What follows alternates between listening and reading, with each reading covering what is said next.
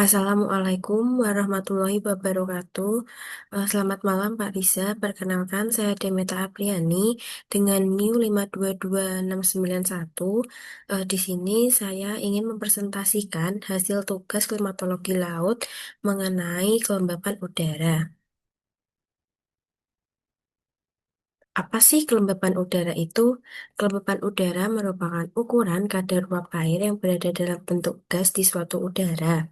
Nah, udara di sini dapat dimaknai sebagai udara dalam ruangan maupun udara yang berada pada lapisan atmosfer. Nah, jumlah uap air yang berada di atmosfer ini sekitar 2% dari jumlah massa keseluruhan dari atmosfer. Jumlah ini relatif sedikit jika dibandingkan dengan gas lain.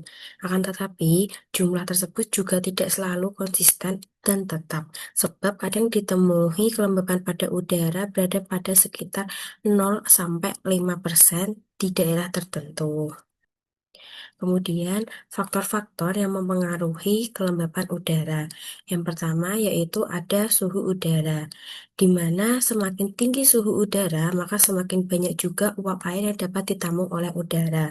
Sedangkan semakin rendah suhu udara, semakin rendah juga kapasitas uap air dari udara tersebut. Hal ini terjadi karena saat udara panas, maka jarak antara molekulnya lebih besar sehingga mampu mengakomodasi banyak uap air. Nah, ketika udara dingin, maka jarak antara molekulnya menjadi kecil sehingga kesulitan mengakomodasi uap air. Yang kedua yaitu tekanan udara. Jika di suatu wilayah memiliki tekanan udara yang tinggi, maka udara yang berada di sekitarnya juga akan memiliki kelembapan yang tinggi pula. Hal tersebut dapat terjadi karena uap air yang ada di udara tersebut tetap, namun volume udaranya mengecil, sehingga kelembapan udara semakin meningkat. Sebaliknya, jika tekanan udara diturunkan, maka kelembapan udara di wilayah tersebut akan semakin menurun. Hal ini terjadi karena volume udara Hal ini terjadi karena volume udara namun jumlah uap air tetap sama. Kemudian faktor yang ketiga yaitu pergerakan angin. Pergerakan angin ini juga ternyata dapat mempengaruhi kelembapan pada udara. Hal ini dipengaruhi oleh proses penguapan dan juga kondensasi yang terjadi. Air yang menguap akan terbawa oleh angin dan membentuk awan, serta meningkatkan kelembapan udara di suatu wilayah. Nah, angin di sini berperan untuk menggeser uap air dari suatu wilayah ke daerah lainnya.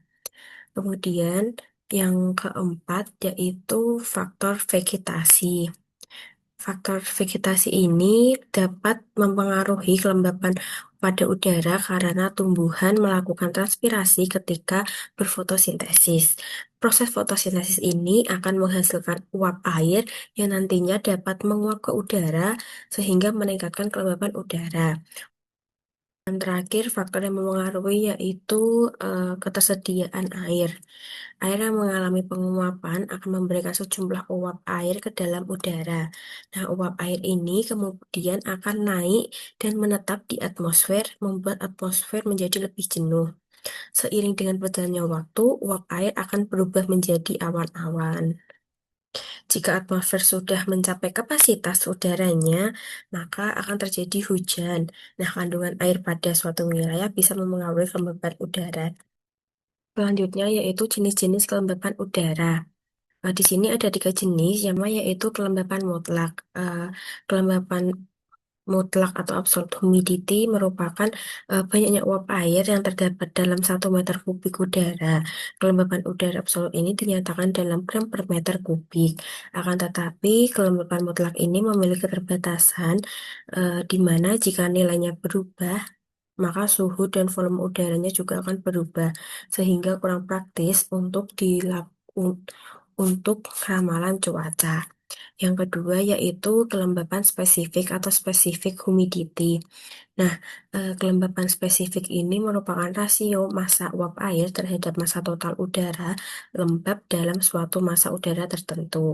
Dinyatakan dalam satuan seperti gram uap air per kilogram udara. Eh, Adapun keunggulan dari kelembapan spesifik ini yaitu tidak berubah saat udara memuai atau menyusut. sehingga menjadikannya pengukuran yang lebih stabil. Yang ketiga yaitu kelembapan relatif atau relative humidity RH. Nah, kelembapan relatif ini merupakan perbandingan jumlah uap air di dalam udara atau kelembapan mutlak dengan jumlah uap air maksimum yang dapat dikandung dalam udara tersebut. Kelembapan udara relatif dinyatakan dalam bentuk persen. Kelembapan ini sangat dipengaruhi oleh suhu. Jika suhu naik, maka RH cenderung turun. Kemudian alat untuk mengukur kelembapan udara, alat kecil ini disebut dengan psikrometer. Alat ini digunakan untuk mengetahui jumlah uap air yang berada di atmosfer. Jika suatu atmosfer memiliki kadar uap air yang tinggi, maka besar kemungkinan akan menghasilkan hujan. Selanjutnya, dampak dan juga peran kelembapan udara. Yang pertama, pada proses pembentukan cuaca. Yang pertama yaitu ada pengembunan atau kondensasi. Uap air ini menjadi cair saat udara jenuh atau RH-nya itu 100%. Kemudian membentuk awan, kemudian menjadi kabut, baru kemudian menjadi embun. Nah, yang kedua yaitu presipitasi atau curah hujan. Jika butiran air di awan cukup berat, maka akan terjadi hujan, bahkan bisa terjadi salju ataupun hujan es. Bagi kesehatan manusia, yang pertama yaitu kelembapan rendah atau kering. Ini dapat menyebabkan kulit kering, sehingga menyebabkan iritasi tenggorokan dan juga mata kering. Pada kelembapan tinggi atau lembab ini membuat eh, meng- dapat mengganggu pendinginan tubuh melalui keringat. Keringat yang sulit menguap ini akan membuat kita merasa jauh lebih panas dan juga akan menjadi gerah. Nah, yang ketiga yaitu pertumbuhan mikroorganisme. RH tinggi ini dapat memicu pertumbuhan jamur, lumut, dan juga tungau dan debu. Dampak industri dan juga pertanian. Pada pertanian ini penting untuk pertumbuhan tanaman, irigasi, dan juga proses pengeringan hasil panen. Kemudian yang terakhir yaitu pada industri, di mana kelembapan ini dikontrol ketat untuk pembuatan elektronik, tekstil, dan farmasi untuk mencegah kerusakan. Sekian yang dapat saya sampaikan. Apabila ada tutur kata yang kurang berkenan, saya mohon maaf yang sebesar-besarnya. Wassalamualaikum warahmatullahi wabarakatuh. Selamat malam.